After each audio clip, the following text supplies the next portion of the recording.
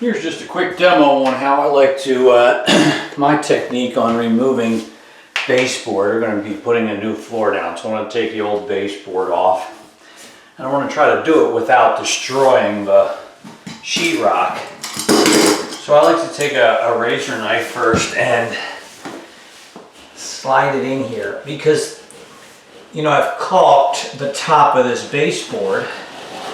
And so that acts like a glue, and if I just pry the baseboard off without cutting this caulk, it can rip the paper off the sheetrock, and that creates another problem that you have to fix. So I like to first slice through that caulk with a razor knife. Now, I then like to have something like this that I can use against the wall, because when I use the pry bar, I don't want to make a big hole in the sheetrock.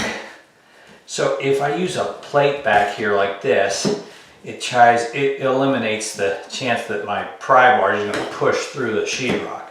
All right, so let's see if this will work for us. Okay, here we go. And it starts to come off. And I didn't, poke any big holes in the sheetrock. I didn't want to do that.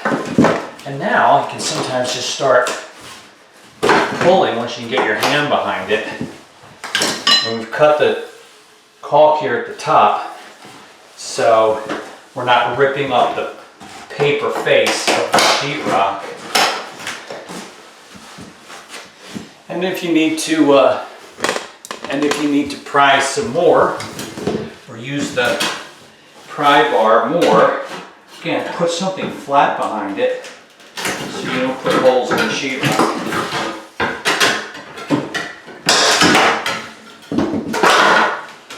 And there you go.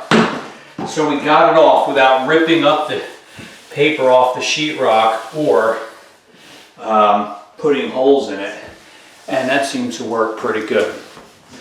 Hope that helps you in your projects. Thanks for watching.